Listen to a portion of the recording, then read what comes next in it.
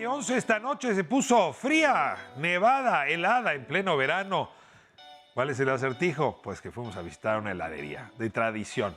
La semana pasada los llevé a visitar una cantina ahí en Azcapotzalco, el Dus de Venecia. Nos atravesamos la calle y otro establecimiento, pues también de prosapia ahí en Azcapotzalco.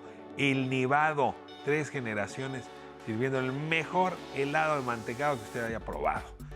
Y bueno, pues nuevamente abuso de mis amigas dudantes para que me hagan el prólogo del programa y abuso un poco también de sus experiencias, ¿no? Cada quien probar un helado, un buen helado, sobre todo en este veranito, le remite a la abuela, a la tía, al momento clave, en fin, a la nostalgia.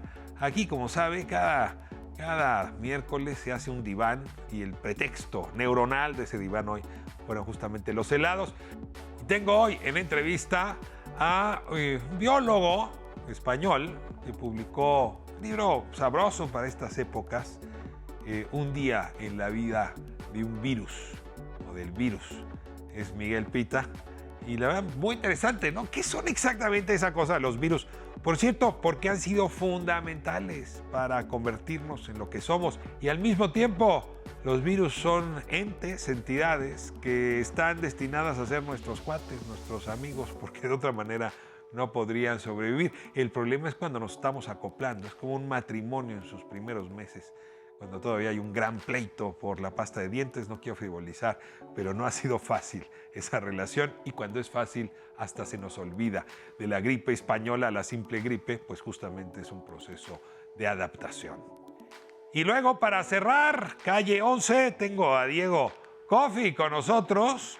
Él toca rock, un rock de esos que suena pesado, fuerte, con personalidad por fuera, pero si uno escucha, en realidad es cursi, cursi, cursi. En fin, rock rudo y cursi, para citar a los clásicos del cine mexicano. Bueno, ya clásicos a estas alturas. No se pierda a este rockero. Con eso vamos a cerrar el día de hoy nuestro programa lleno de helados, viruses y cursilería.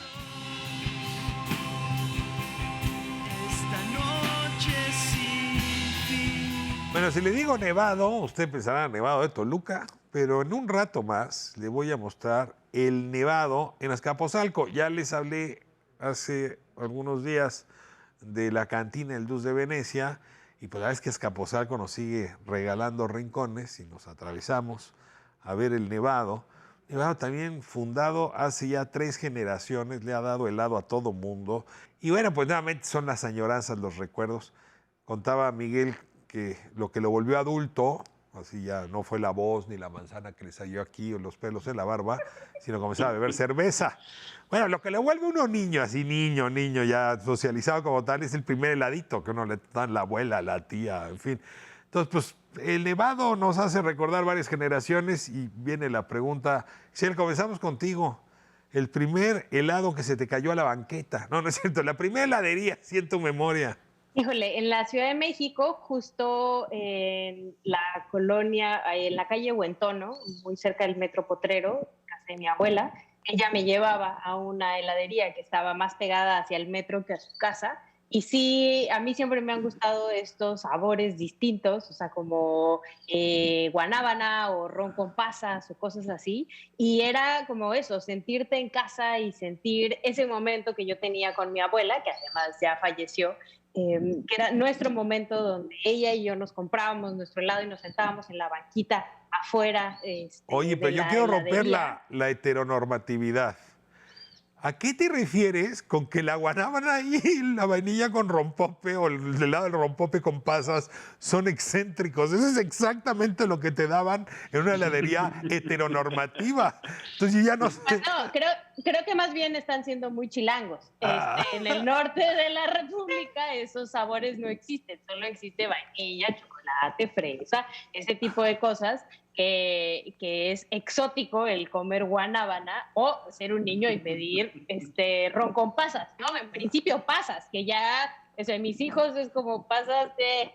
¿no? Entonces yo pedía mi helado de ron con pasas desde muy chiquita. Yo decía, ¿a mí mi qué me abuela pasa, pedía Ixchel? el helado de ron con pasas. Que yo sí digo helado de guanábana, porque no puedo, porque te descuadro la cámara, pero me pondría de pie.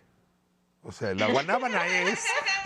No sé si es chilanga, creo que viene más bien de la costa, ¿no? Tierra caliente, en fin.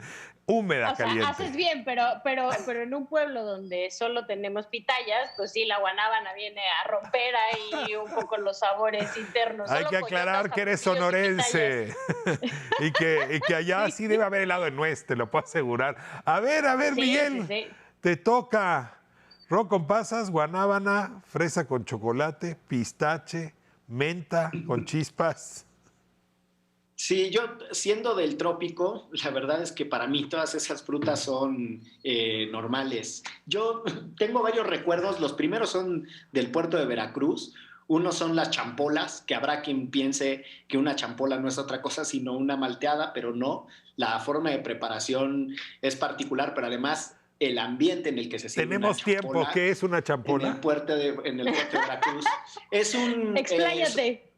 Básicamente son bolas de helado con una molidas, pero no en la forma en la que se hace una malteada, porque no tiene el agregado de la malteada, y con la leche. Pero la champola en el puerto de Veracruz, que es una tradición extraordinaria, junto con las nieves del Güero Güero, que son las nieves que están pegadas al malecón, en donde uno pasa y a de cualquier persona morocha, como es mi caso, le dicen, güero, güero, lleve la nieve, güero, tenemos de nache, de coco, guanábana, güero, lleve la nieve, de mango, de así, ¿no?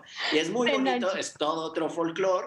Y finalmente yo te diría que la tercera imagen que yo tengo así es en el kiosco del pueblo de donde es mi papá, de Ignacio de la Llave, mejor conocido como La Mixtequilla, servían unos raspados que en el fondo tenían elote morado. El raspado tenía elote morado y entonces era pues, el raspado tradicional que conocemos, el hielo rascado, echado con el jarabe, pero en el fondo al tener ese maíz morado, que es dulce, por lo demás el maíz morado, le da una consistencia al masticarlo muy particular.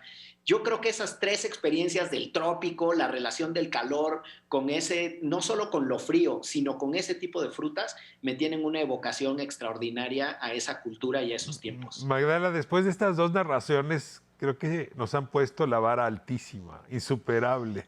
Viene tu narración ahora, o sea, de la calle del buen tono a las nieves que le daban acá al morocho. Oye, Así de, a mí me gusta la de chocolate y ya. Oye, para ti sí te decían, güera, güera, llévelo, güerita, güerita.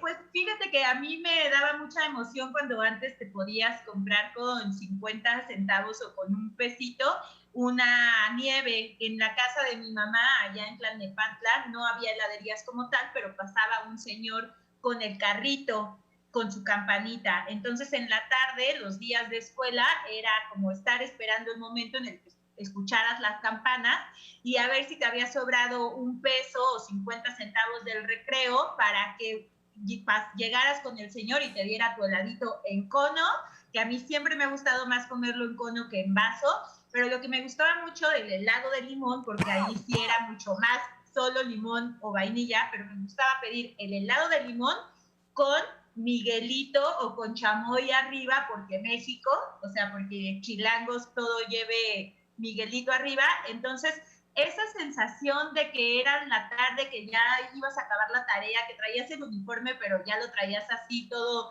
desacomodado, ya traías tenis y el jumper, es como que uno de los recuerdos más bonitos que tengo de mi infancia ahí en Santa Cecilia. A mí me pasó el otro día una cosa muy rara, porque a mí los domingos por la tarde mi cuerpo se pone nostálgico y bueno, pues ni modo, también yo y mi cabeza. Y sí recuerdo, sobre todo las tardes de verano de domingo, ¿no? Para arrebatarle a la nostalgia el control de la vida, mi papá nos llevaba a una heladería en lo que era la glorieta de Mariscal Sucre. Hoy ya no se llama así, hoy es la glorieta de Eugenia. Y ahí en la glorieta de Mariscal Sucre había una heladería formidable. Justamente guanábana era lo que pedía mi papá. Yo todavía no la descubría y me quedaba con la menta con chispas. Pero ¿ves? recientemente alguna cosa de nostalgia me llevó de vuelta a la glorieta de Mariscal Sucre, que ahí me enteré ya no se llama Mariscal Sucre. Pero lo peor, y eso sí me dolió en el alma, no hay una heladería, hay una pizzería. Y sí fue una sensación como de... No. aquello Te sucedía están en el robando siglo Te pasado. están robando la infancia. No, me sentí más canoso que nunca, pues. Nunca me había sentido tan viejo como cuando un lugar que suponías iba a quedar para siempre ya no está. Pero es que sí, de los lugares más remotos que uno tiene en la infancia son las heladerías, y que lo cuente la gente de Azcapotzalco con el Nevado. Les voy a invitar, que está buenísimo. Y ahí sí les digo, el helado del Nevado, que nadie lo mencionó, es el mantecado. Que ese sí es tradición, diría el violinista del tejado. Nos vemos el próximo sábado, ¿no? Nosotros tenemos programa el miércoles, no los sábados. Sí, ¿no? Pero ya se me antojaba ir por el helado el sábado, perdón. El sábado en la heladería, ¿no? ¿A dónde vamos a ir?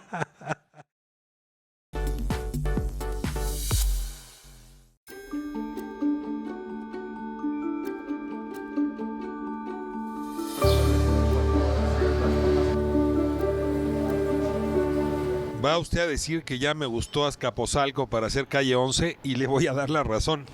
Esta es la segunda visita que hacemos a Azcapotzalco. Estamos en la avenida Azcapotzalco, 591, en un local que abrió sus puertas al público, chiquito, pero se mantiene desde entonces y no ha hecho más que crecer, el Nevado. Y estoy aquí pues con quienes son personas descendientes de la fundadora, con alguna comensal que rutinariamente viene aquí y con Fabricio, que se encarga de que este lugar funcione. Muchísimas gracias. Gracias, Socorro, bienvenidos. gracias por recibirnos. Muchas gracias, Rodolfo, muchas bienvenidos. gracias, Gracias por estar Fabricio. aquí con nosotros. Muchísimas gracias, Esperanza. Pues a ver, déjenme arrancar primero con doña Chayito, ¿no? Sí, tenemos que reconocer que la abuela Chayito empezó este negocio en 1945. Eran tiempos difíciles para la familia, entonces... Pues la guerra en medio, estábamos saliendo rentas congeladas, aperturas económicas. Exactamente, ¿no? Era época difícil, entonces la abuela tuvo que sacar adelante prácticamente a los 3 hijos, 2 niñas y a un niño, y empezó haciendo paletas, helados prácticamente, ella improvisando a mano, literalmente a mano, y muchos postres ella.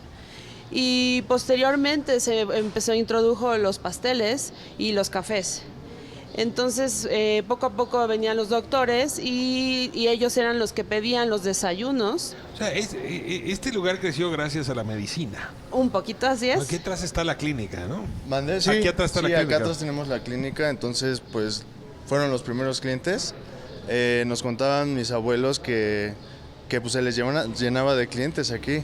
Pero la verdad, eso suena como anuncio publicitario, ¿no? Pues A ver, lugar donde va un doctor, yo voy. yo Pues creo que está es bueno, limpio, ¿no? Sí, hay que confiar en los doctores. Entonces, pues teníamos lleno de doctores y primero eran cafés, primero eran puros cafés y ya después pues, los doctores buscaban desayunos.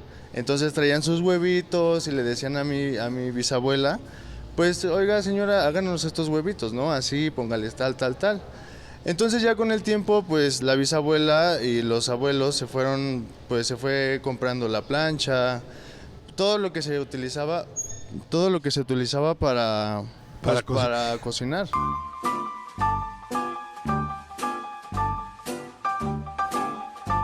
Ahora, Fabricio, aquí atrás conmigo, los primeros instrumentos donde se hacía la nieve, y ahí están las cucharas, ¿cómo se llama?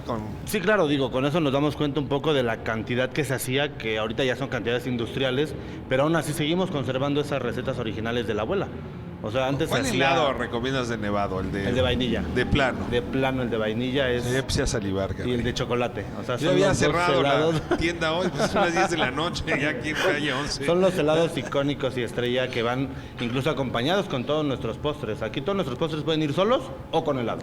Todo A ver, lleva helado. espera, el plato favorito, porque aquí, ¿qué tengo? Tengo el flan. Tenemos el flan al horno, Ajá. el waffle tipo galleta, que es lo que mucha gente como que no le cuadra, pero ese es un tipo galletoso. Pero está cuadrado, Y la ¿cómo no le va a estrella cuadrar? del nevado es el pan de naranja.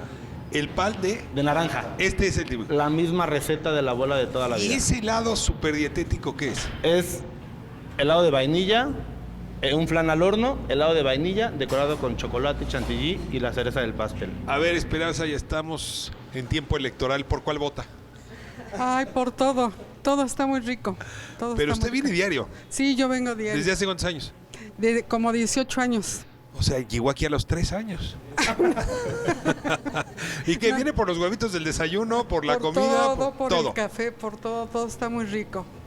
Todo. Socorro, aquí hay muchas historias, ¿no? Cuando tienes un lugar que tiene tantos años, traes generaciones. O sea, tú eres, Rodolfo, la cuarta. Yo soy la cuarta generación.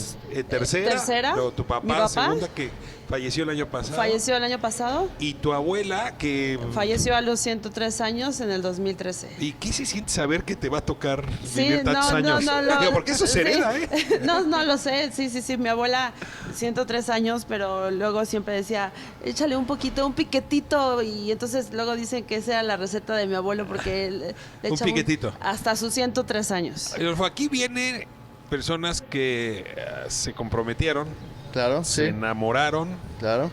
incluso después de muertos vienen. Sí, A hay ver, gente cuéntame, ¿cómo que que... después de muertos? Esa es la Pues- leyenda. ¿Has visto los fantasmas? Pues sí, ¿Cómo es la no, cosa? nos ha tocado ver que luego vienen a los desayunos o a comer y en la mesa tienen las cenizas de las personas, de La los urna. clientes. Porque les gustaba mucho a esas personas venir y los traían y los traen Sí, aquí. y no ha sido solo una vez. Confiésame, dejaron el testamento que querían que esparcieran las cenizas en el nevado. Sí, yo creo que sí, ya las tenemos esparcidas en lugares, en las macetas y en todas partes las tenemos. De plano, ¿a usted le gustaría que le gustaría visitar este lugar en forma de ceniza? Ah, sí. Sí, de plano. Sí, de plano. Está muy rico todo, sí. Ahora, las generaciones, Fabricio, pues sí toca, ¿no? Que aquí te traen de niño y luego dices, voy a llevar a mis nietos al lugar Fíjate que hay donde algo iba. muy chistoso. La gente viene y trae a los nietos y les platican la historia. Entonces los nietos se quedan como, ¿venías aquí? O sea, es como que no les cuadra por el concepto, pero los papás vienen como muy emocionados de que aquí se conocieron, se hicieron novios y ya después traen a sus nietos para que conozcan el lugar. Yo, por ejemplo, en la segunda temporada que trabajo aquí, hace 20 años trabajé aquí. Otro que llegó aquí a los Me 5 fui- años, oiga, ya me estoy sintiendo Me fui a mal. especializar, a terminar mi licenciatura y todo, y regresé nuevamente a colaborar con el crecimiento de este restaurante.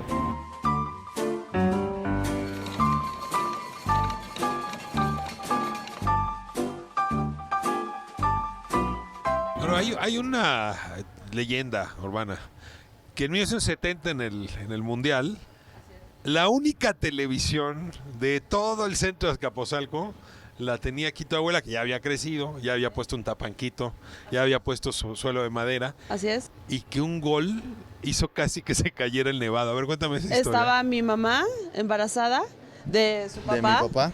Y estaba el tapanco de madera muy rústico, entonces mete gol México y todo el mundo brincó y pataleó. Entonces se escuchó el tapanco como si se fuera a caer. Entonces le dijo, vente, la abuela le dijo, vente, vámonos, porque esto se va a caer y nos vamos a quedar aquí. ¿Pero qué gol era? ¿Te sabes la historia? O sea, Era, ¿qué partido era? La verdad no sé bien, pero era de un mundial. Nos Era- contaron que era un mundial. era el Era contra mundial de Alemania. México. Creo que era contra Alemania. Era México 1970. Es que a ver, no hace tanto tiempo de eso.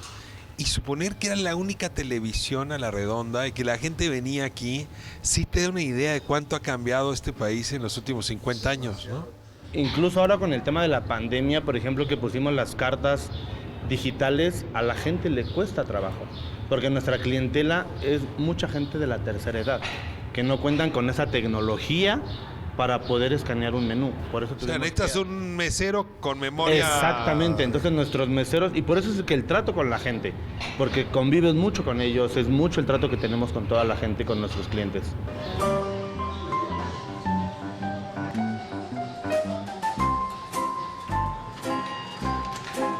Pero, o sea, ¿se acuerda del primer día que vino al Nevado? Sí, vine al mercado de Azcapotzalco y lo vi. Y dije, ay, voy a entrar a desayunarme. Me encantó el café, el pan, todo. Y ya, desde ahí, diario vengo a desayunar. Y ha traído clientes. Sí, sí. O sea, usted a mi conoció. familia también. Usted conoció a Doña Chayito. Ay, conocí a sus papás. A sus papás. Bueno, es que mi Sí. abuela ya era grande Sí, y ya era prácticamente grande, sí. venía muy Luego poquito. venía, sí, pero la traía en su sillita de ruedas, sí la conocí. Aquí Pero hay un más bien de sus reconocimiento papás de la acá. delegación hasta Capozalco, firmado en 2010. 100 años de vida, 100 años de revolución, un siglo de experiencia. Así es. Hoy que están de moda las mujeres así súper emprendedoras, ¿no? Pues sí, es una biografía, ¿no? Inspiradora. A ver, te lo pregunto, ¿te desafía? A ver, si así fue mi abuela, yo tengo que ir Un más poquito, porque es un gran reto. Era una gran abuela que sacó adelante la familia, hizo este negocio, fue la base de este negocio. Pero es como muy, muy inspirador porque la sentimos todavía, porque esa receta es de la abuela. Y Esta es la del pan de naranja. Sí, porque es receta de la abuela que solamente la tenemos mujeres de la familia. Solo las tú no la mujeres de la tienes. familia. No, bueno, O sea, le dejó el poder a pues la a sabemos. la genealogía femenina. No, la sabemos, pero las que se han encargado siempre de todos los postres siempre han sido las mujeres. Siempre, siempre. A ti te tocan los huevitos revueltos. Pues sí, a mí están aquí. Pero sí, los postres nada más a las mujeres les ha tocado. Y pues ahorita está mi tía, le tocó a mi mamá, le tocó a mi abuela y pues a mi bisabuela. Ahora, aquí hay vida de familias, ¿no? Azcapotzalco es un barrio con una tradición muy larga. Por eso ahora andamos recorriendo lugares distintos. Ahora nos cruzamos hace unas semanas aquí. Nos dieron una muy buena copita de tequila. No es que les diga que me dieran de beber. Pero aquí tengo, Socorro, el contrato, ¿no? El primer contrato. Y es entre dos señoras, ¿no? La Así señora es. Imelda y la señora Rosario. Así es. Firmado en 1949. Así es. Y resulta que le sigues rentando Así a es. los herederos de doña Imelda. Exactamente. O sea, la confianza se hereda. Sí, mi papá, mi abuela empezó, después siguió mi papá y mi papá fue una persona que amó este lugar. Cuando falleció pasamos aquí porque amaba este lugar. Entonces, O sea, también sus cenizas pasaban por acá. Sí. Sí, de hecho Sí. fue la temporada que estaba cerrada la calle porque pues todavía no la terminaban. Entonces veníamos en caravana y les pedimos permiso a los policías que si nos dejaban pasar por aquí. Y entonces pues podemos decir que fue el que inauguró la calle.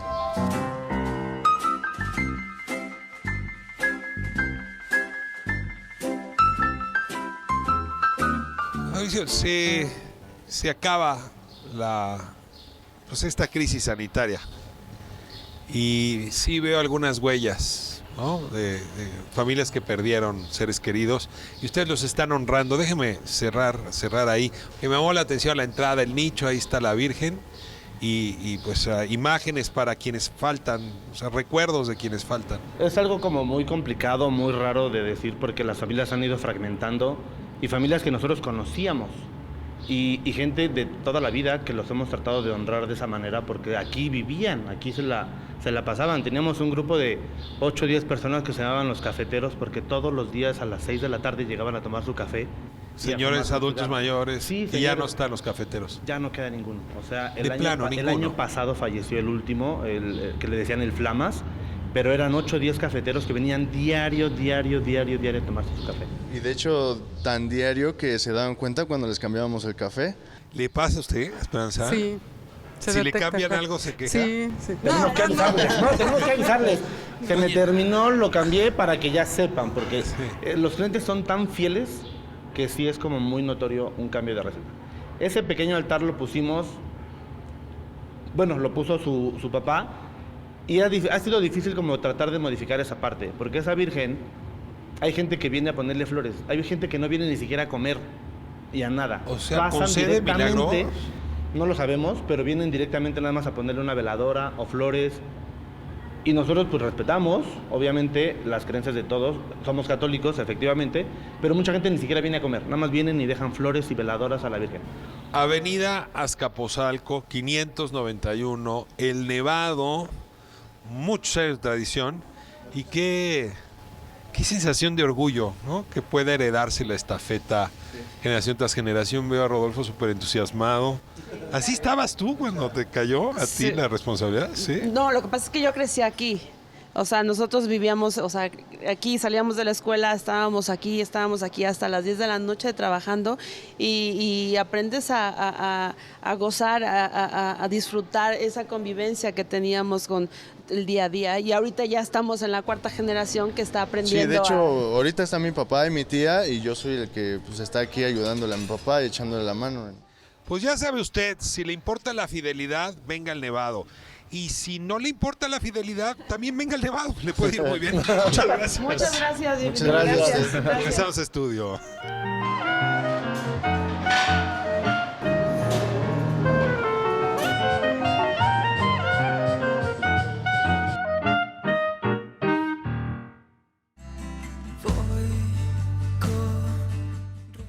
Amigas, amigos, amigues, hoy andamos con Diego Coffey. ¿Grande o 20? Es el rapidín, round one. Round one. Sin respirar.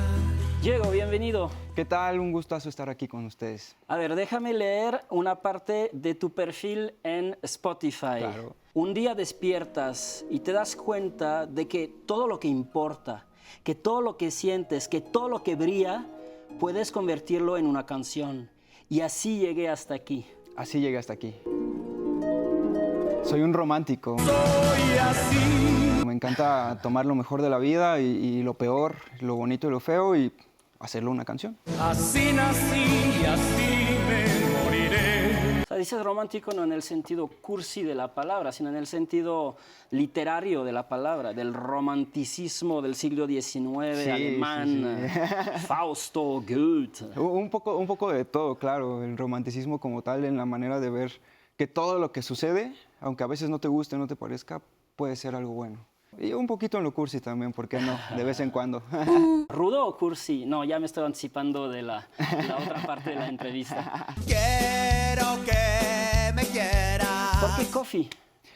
Coffey es un apodo que me ponen desde muy chico.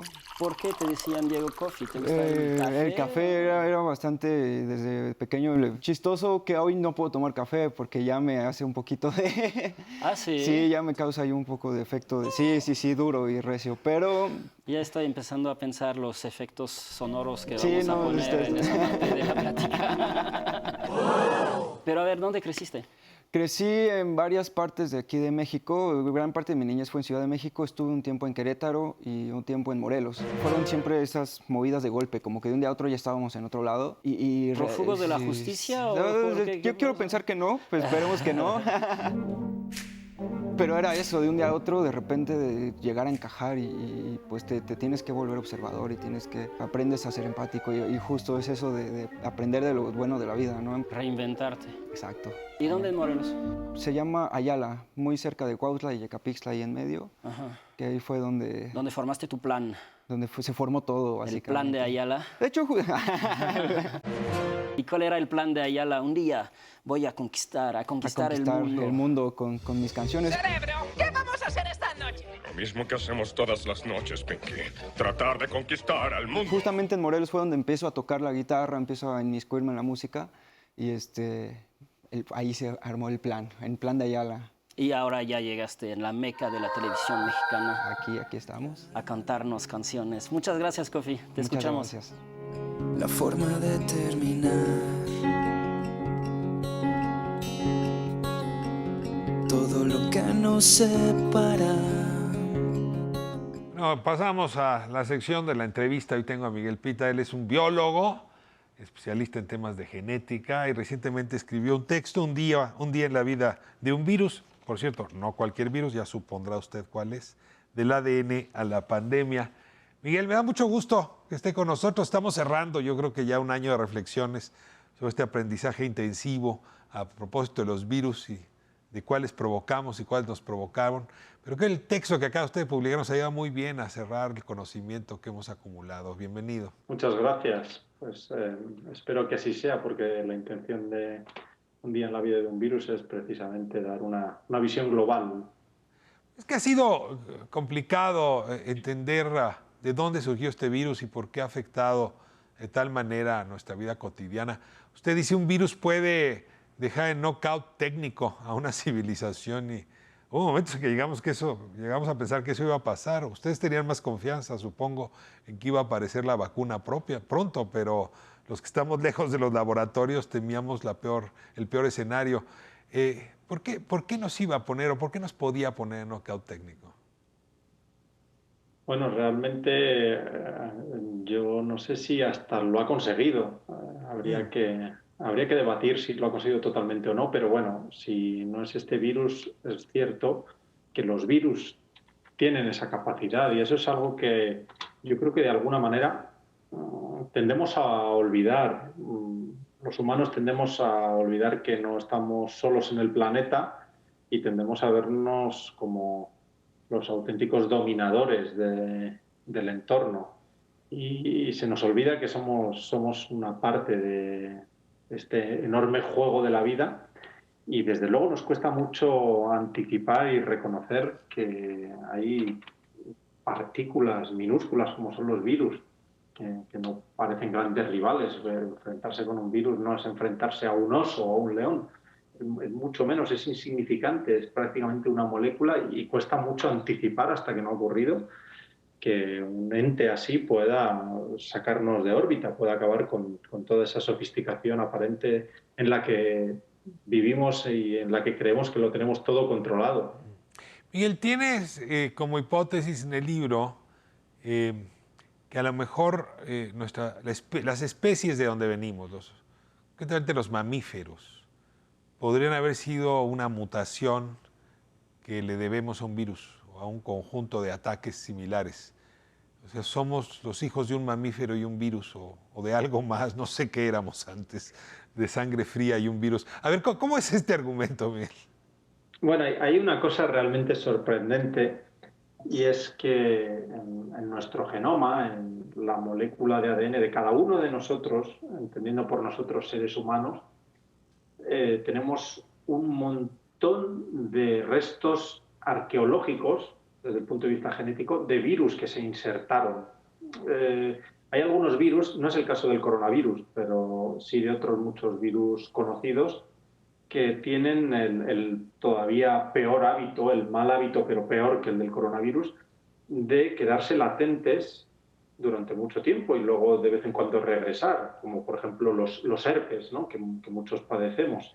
Y esto es porque algunos virus tienen la habilidad de colocarse en medio de nuestras moléculas de ADN. Y ya digo que si mirásemos al ADN desde un punto de vista arqueológico, todos tenemos decenas, centenas, miles de historias de virus que han pasado por ahí en nuestros antepasados y se han quedado, y ahora no son más que virus inactivos.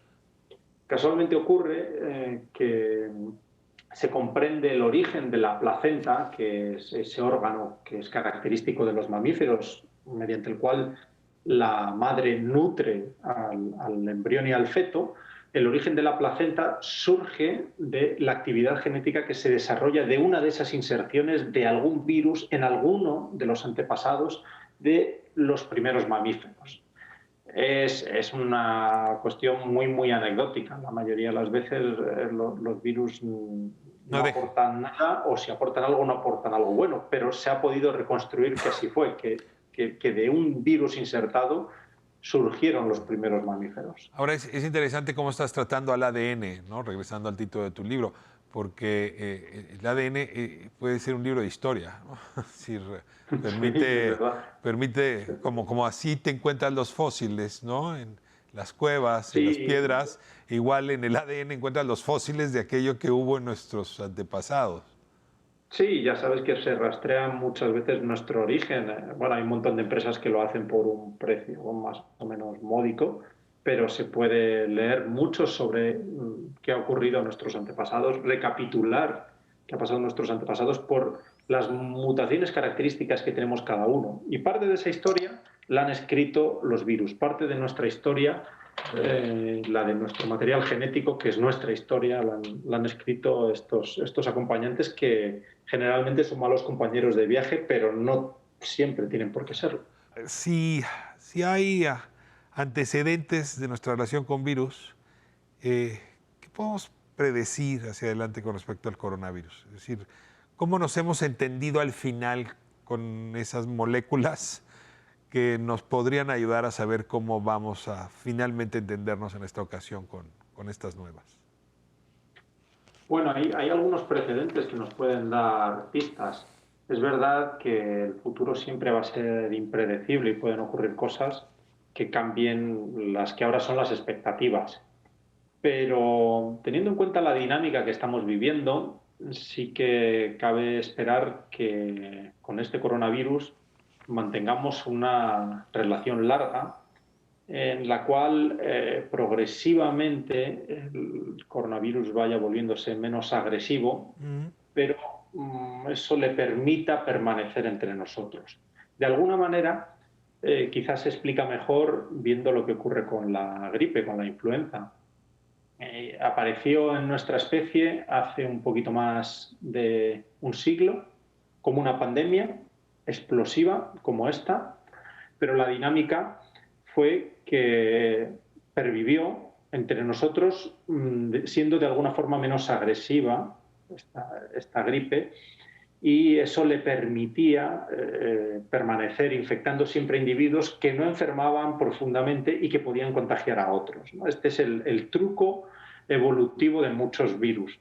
Cuando ya han formado una pandemia, las mutaciones, los cambios, las nuevas variantes, como las que estamos viendo ahora que surgen, al final tienden a imponerse aquellas que son levemente menos agresivas, lo cual les permite convivir mejor con el hospedador, que en este caso somos nosotros. Voy a corte y regreso con Miguel Pita. Él es biólogo, genetista y acaba de publicar un libro, Un día en la vida de un virus, del ADN a la pandemia. Cosas todavía que tenemos que hablar a propósito de este fenómeno epocal que nos tomó por asalto estos, yo diría, últimos meses. Ya son muchos meses, 20 meses enfrentando esta pandemia.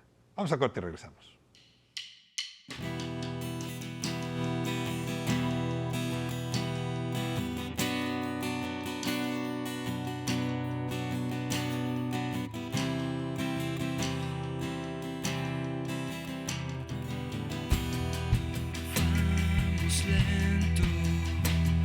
Observa,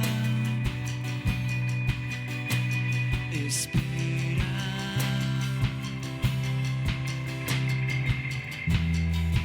dentro de tus males, encuentra una luz, una señal, una oportunidad de salir a encontrarnos muy alto.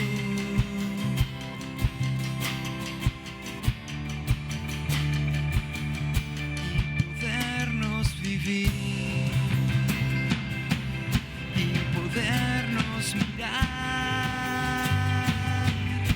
abrazarnos al tiempo, como el 14 aquel, bajo el anochecer, cuando sentimos cielos,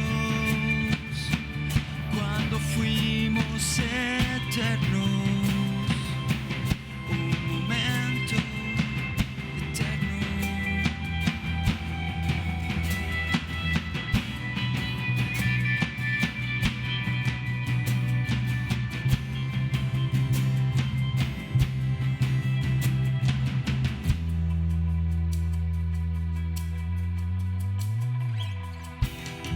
Cierra todo, imagina, pasear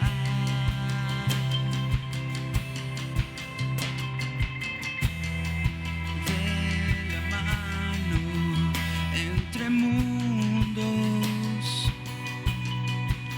siempre juntos. Estoy aquí a tu lado, no me marcho, te daré lo que tengo, lo que siento.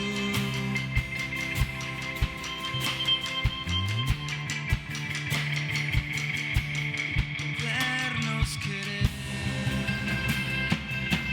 a cada amanecer,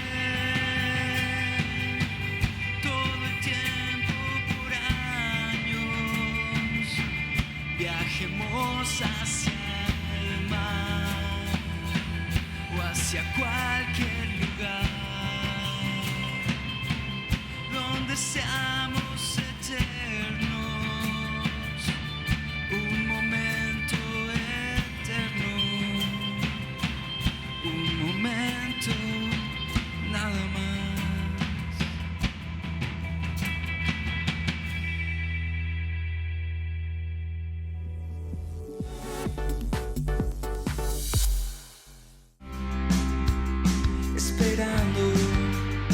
Amigas, amigos, amigues, seguimos con Diego Coffey, el rapidín, Round 2. Round 2. Sabes que esto es cierto cuando observas la ventana bien cerrada y sale ese destello de luz. Coffey, me adelantaba en el Round 1. ¿Rudo o cursi? Rudo, más o menos. Quiero que me quieras. La apariencia de rudo y por dentro cursi, yo creo. Ah, sí. Sí, sí, sí. Corazón de melón. Corazón de melón, rosadito por fuera, negro por dentro. Oye, y me lleva a la otra pregunta. ¿Diego Luna o Gael García Bernal? Me voy con Gael. Sí, ¿Con Gael? Sí, creo que tiene más mi estilo. Gael García Bernal.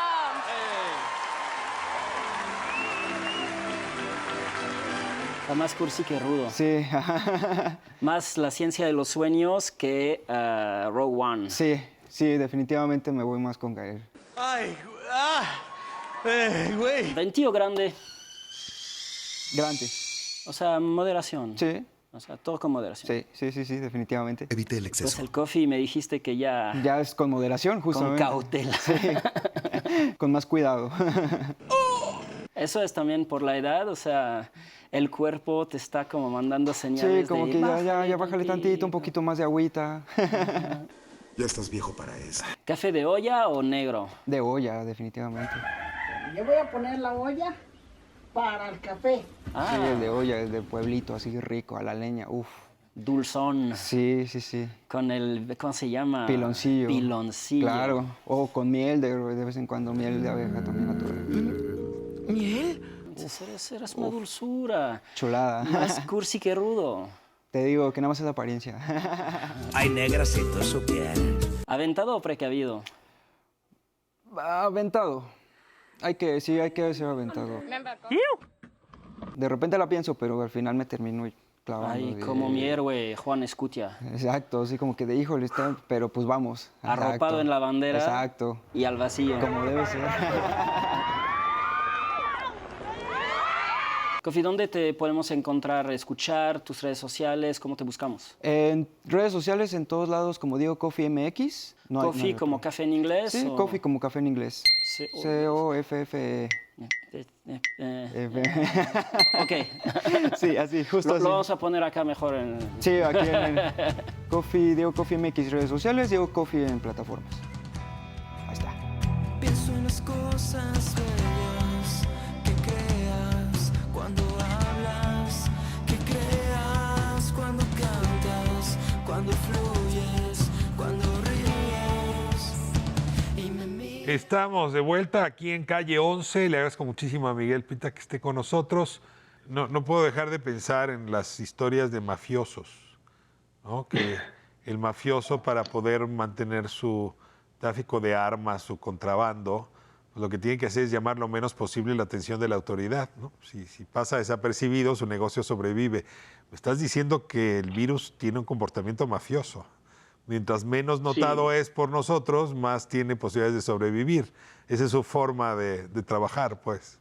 Por supuesto, me encanta la comparación. De hecho, yo siempre intento recurrir, como pasa en el libro, a ese tipo de equiparaciones que sirven para que pues la persona que se inicia en el mundo de los virus lo comprenda.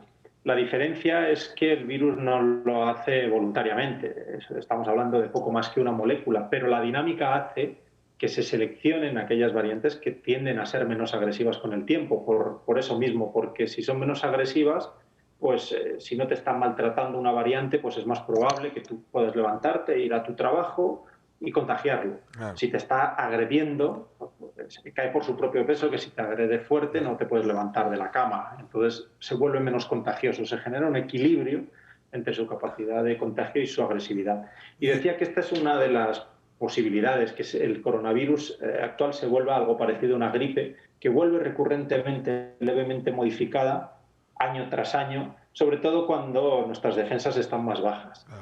La otra posibilidad sería que con una campaña masiva de vacunación lo extinguiésemos, pero es realmente difícil porque necesitaría una campaña síncrona realmente efectiva.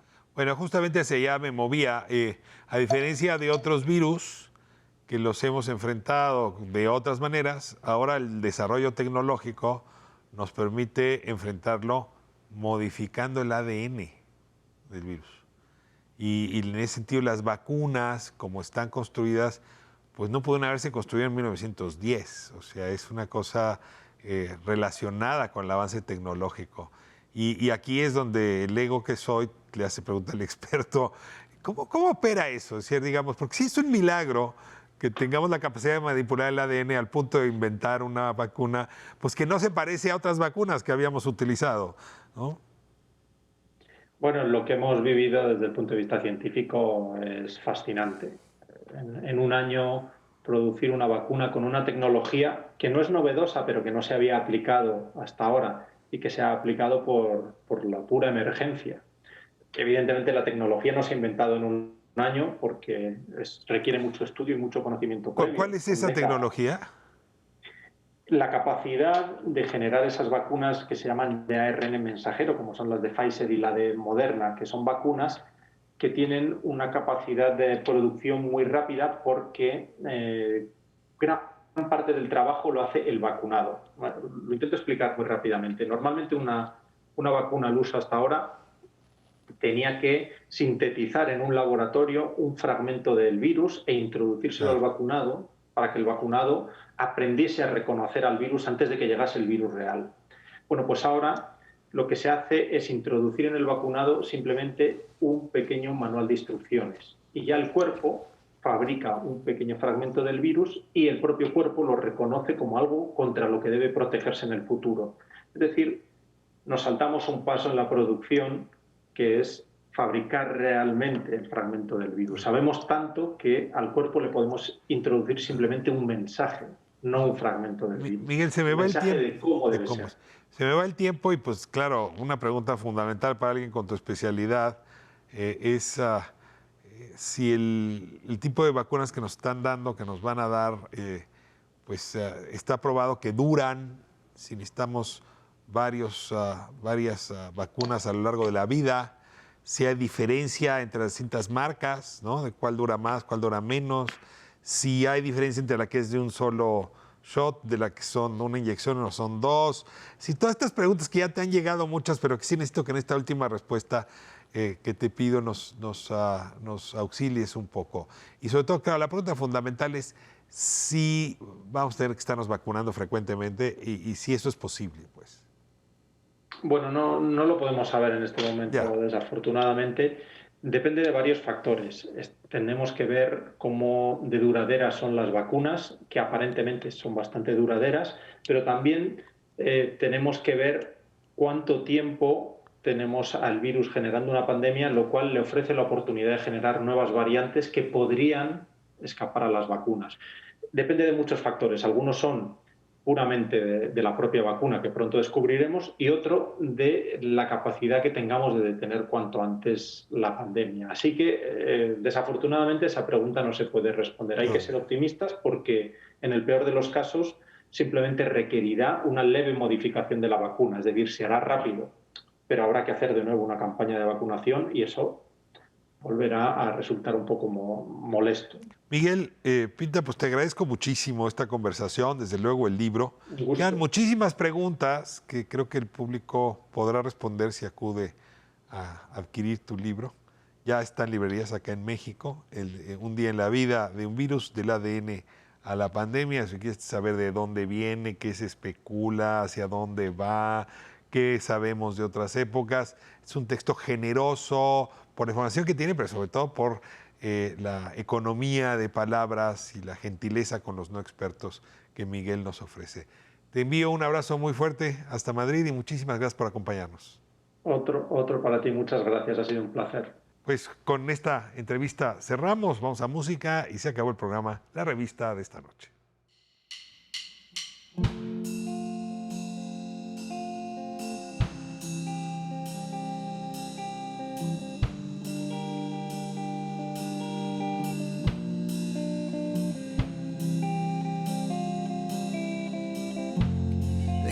Decirte tantas cosas tan absurdas que pienso al despertar, ciudades, luces y personas que nos miran. Solo somos tú y yo, de tantos universos intangibles, infinitos. Un día te encontré, estamos en el juego de la vida, esperando a alguien como tú. Sabes que esto es cierto cuando observas la ventana bien cerrada y sale ese destello de luz. Y sientes que la luz nunca se apaga y es posible alcanzarla y bailar al tornasol.